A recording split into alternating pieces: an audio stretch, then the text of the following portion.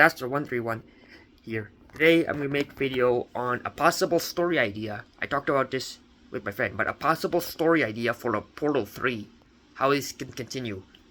Like, we didn't end the GLaDOS slash Shell timeline yet, right? So you defeated her. You thought you defeated her in the first game. I played both the games. You thought you defeated her in the first game, but like, you thought that GLaDOS was dead, right? No, she activated her backup systems, which she then restored GLaDOS back to life. And then you go to Portal 2.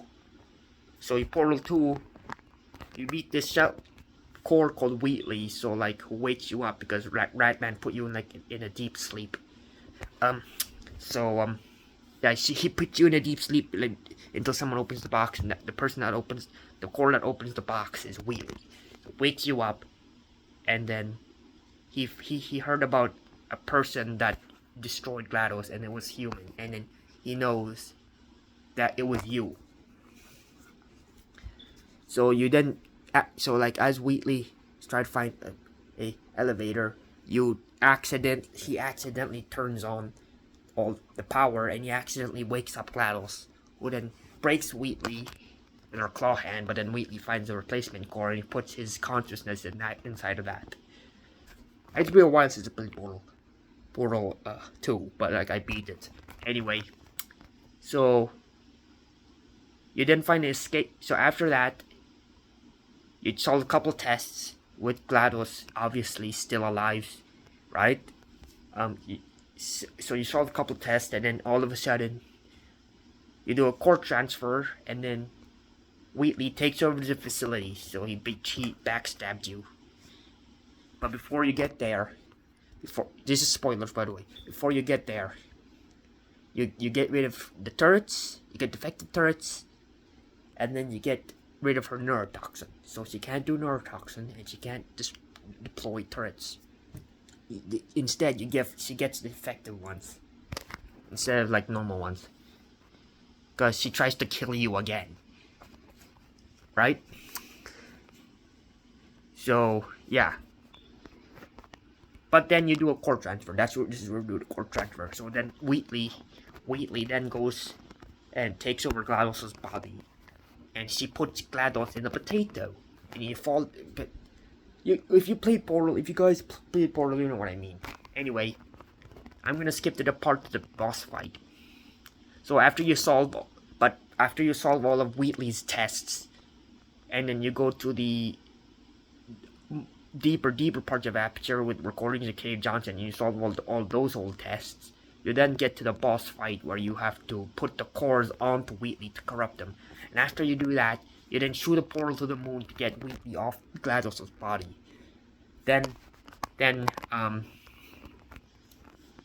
Off of his body. And I believe this is all taking place in like a salt mine in Michigan, where Aperture takes place.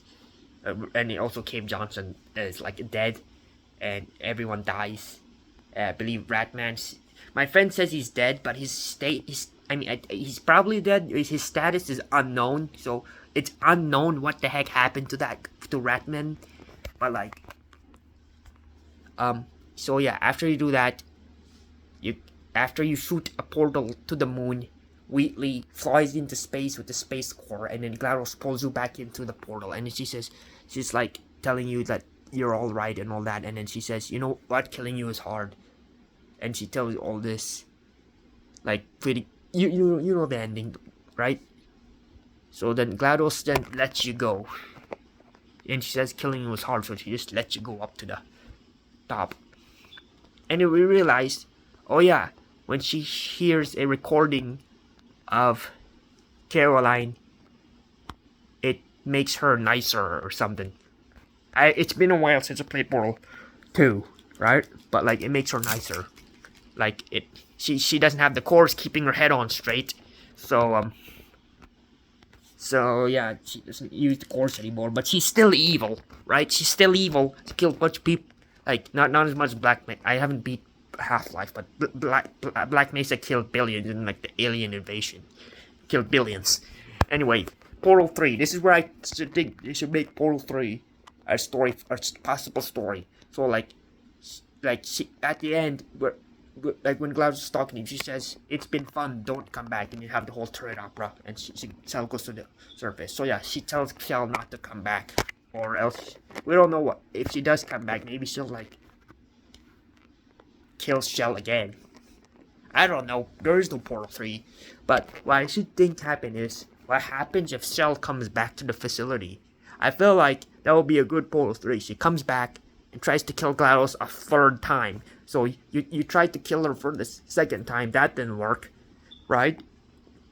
So you try to kill her for a third time. So this time you know everything about GLaDOS. So like you have to find the backup systems, and then Shell can destroy every single backup in the facility, so that GLaDOS can't restore herself. So she destroys everything, every single like system that she can like leech onto, so GLaDOS can back herself up to keep her survival, and to prevent her from actually dying. Because we know GLaDOS is evil.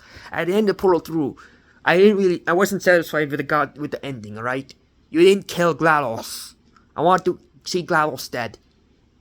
So like, I could see this Portal 3 tying into Half-Life 3 whenever that releases. I haven't even beaten Half-Life yet. Anyway, so like she kills GLaDOS finally. In my Portal 3, she gets rid of the backup system and then finally kills GLaDOS. And then goes up to the surface, so finds an elevator somewhere, goes up to the surface, and then this is where, when she goes up the surface, this is where it will tie into Half-Life. So she could go up to the surface and then meet Gordon Freeman, and that's where it could tie into Half-Life 3. Because Portal and Half-Life are like connected.